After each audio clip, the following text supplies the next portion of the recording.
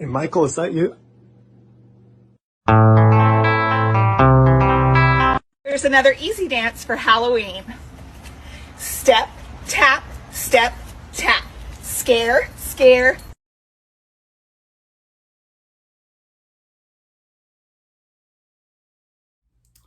Hello, look at LTM Reviews to get you caught up on the oldest movies. Welcome to my Halloween special, guys. It's about time we start off with, it's time to end off Halloween with An American Werewolf in London. Now, technically, I know Halloween is just until about a few days, but I'm going to go ahead and let this video out anyways. Let's talk about An American Werewolf in London.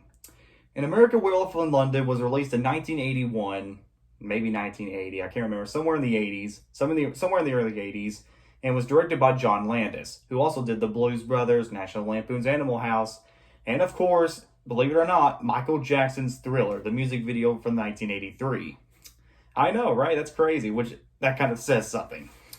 So you have two college students who are taking a trip to Britain, or Europe, or Paris, London, whatever you call it.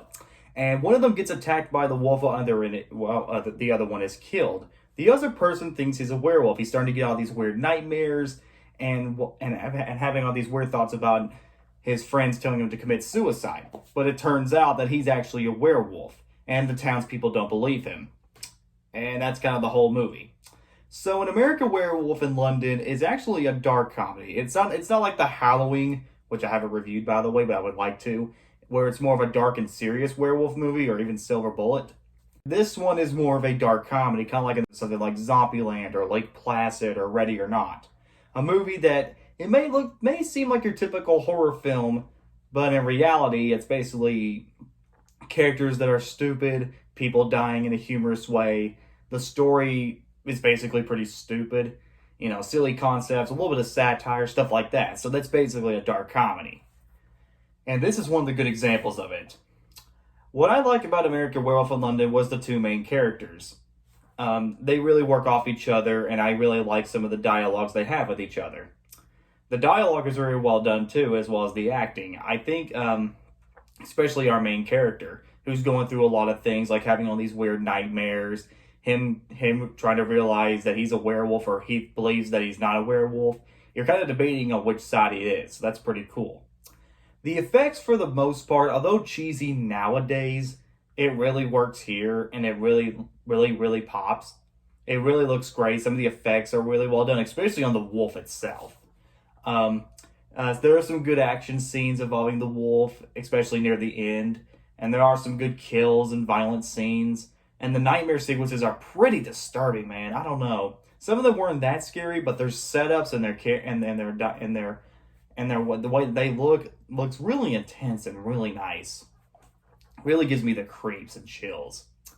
Like I said, the acting's very, very solid. Some of the effects look nice.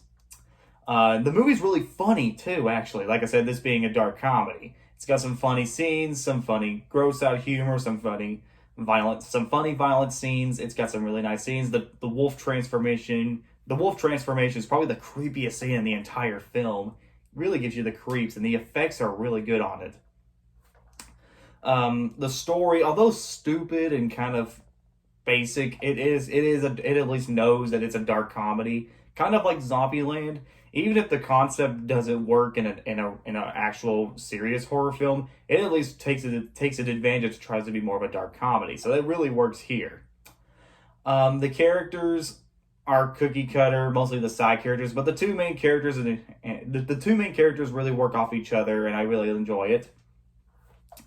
If I did have one complaint, or actually two complaints, is that the relationship between the boy and the girl wasn't that interesting, and especially the ending. I'm not going to spoil it, but for those who haven't seen it, it kind of kills most of the movie. So overall, I enjoyed American Werewolf in London for what it was. I don't think it's a great movie, but but it is probably one of the better werewolf movies out there, because I've seen a lot of bad ones. Well, it's no Silver Bullet. I do enjoy this movie for what it was. And out of all the dark comedies I've seen, this one's probably the funniest movie I've seen. Like I said, there are some really funny moments, especially being a John Landis movie. So, in American Werewolf in London, I give a 8 out of 10. If it wasn't for that ending, this could have been one of my all-time favorite horror films. Or even my favorite dark comedies. But then again, that's just me. I also like the teaser trailer and how they advertised the film back in the 80s because, like I said before, the teaser trailer really creeps me out at times. Alright guys, that's an American Werewolf in London. I hope you guys enjoyed this review. What's your favorite dark comedy? Please subscribe, comment below, let me know. This is LTM signing out. I'll see you guys next time.